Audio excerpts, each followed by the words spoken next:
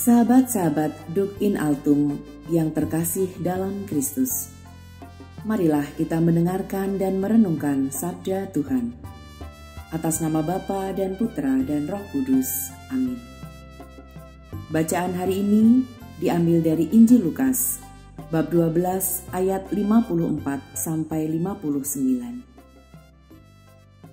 Yesus berkata pula kepada orang banyak, "Apabila kamu melihat awan naik di sebelah barat, segera kamu berkata, akan datang hujan, dan hal itu memang terjadi.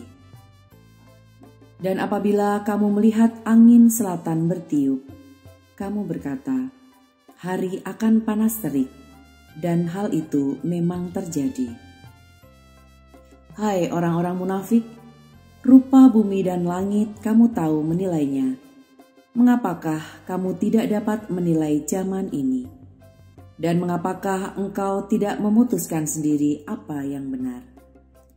Sebab jikalau engkau dengan lawanmu pergi menghadap pemerintah, berusahalah berdamai dengan dia selama di tengah jalan, supaya jangan engkau diseretnya kepada hakim, dan hakim menyerahkan engkau kepada pembantunya, dan pembantunya itu melemparkan engkau ke dalam penjara. Aku berkata kepadamu, engkau tidak akan keluar dari sana sebelum engkau membayar hutangmu sampai lunas." Demikianlah sabda Tuhan, terpujilah Kristus. Saudara-saudari yang terkasih dalam Kristus, Yesus mengingatkan orang-orang Farisi, "Hai orang-orang munafik, rupa bumi dan langit kamu tahu menilainya. Mengapakah kamu tidak dapat menilai zaman ini?" Yesus kecewa dengan orang-orang Farisi yang pandai dalam membaca tanda-tanda zaman, tetapi mereka tidak mampu melihat kehadiran Allah melalui tanda-tanda itu. Bahkan kehadiran Allah dalam diri Yesus pun tidak mereka lihat. Mungkin kita atau di antara kita pandai juga melihat tanda-tanda alam atau tanda-tanda zaman dan menafsirkan apa yang akan terjadi. Kita diajak untuk tidak hanya berhenti pada membaca, namun lebih menyadari apa yang akan terjadi pada masa depan setelah kematian atau akhir zaman. Hidup kita tidak segala-galanya dan selama-lamanya. Hidup kita adalah persiapan setelah kematian. Maka kehidupan ini adalah kesempatan dan jalan untuk berdamai dengan Sang Penentu kehidupan kita. Yesus mengingatkan kita, berusahalah berdamai dengan lawanmu selama di tengah jalan sebelum pergi menghadap pemerintah. Lalu apa yang dapat kita usahakan untuk hal itu? Kita diajak untuk hidup bijaksana dengan mengusahakan dan memelihara hidup dalam kebenaran. Karena kita tidak pernah tahu hari dan saatnya tiba. Dunia tempat kita berjalan bukan tempat tinggal bagi kekekalan kita. Yang menjadi tujuan kita adalah kasih Bapa dalam kekekalan.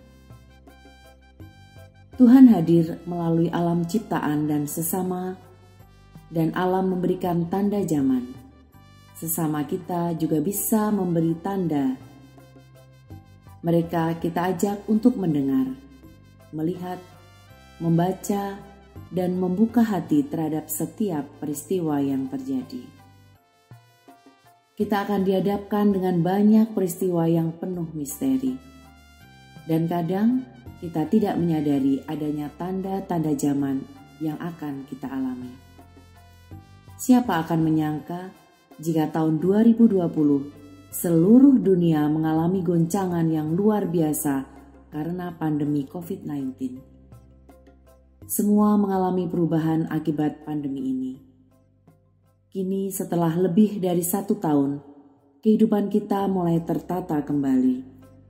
Meski tidak akan pernah bisa seperti semula. Namun kita tidak akan pernah menyesali apapun yang sudah terjadi. karena karya keselamatan Allah tidak akan pernah berhenti. Secara khusus, kita diajak untuk melihat dan menyadari setiap peristiwa yang terjadi dalam hidup kita dan menilainya.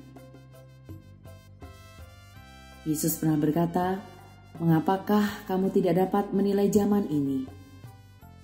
Kita bisa belajar melihat dan memaknai setiap peristiwa yang terjadi dalam iman, bukan hanya melihat sebagai sebuah fenomena. Disitulah kita belajar menilai zaman, menilai diri kita, supaya kita bisa sampai pada kasih Bapa dalam kekekalan. Amin. Atas nama Bapa dan Putra dan Roh Kudus. Amin.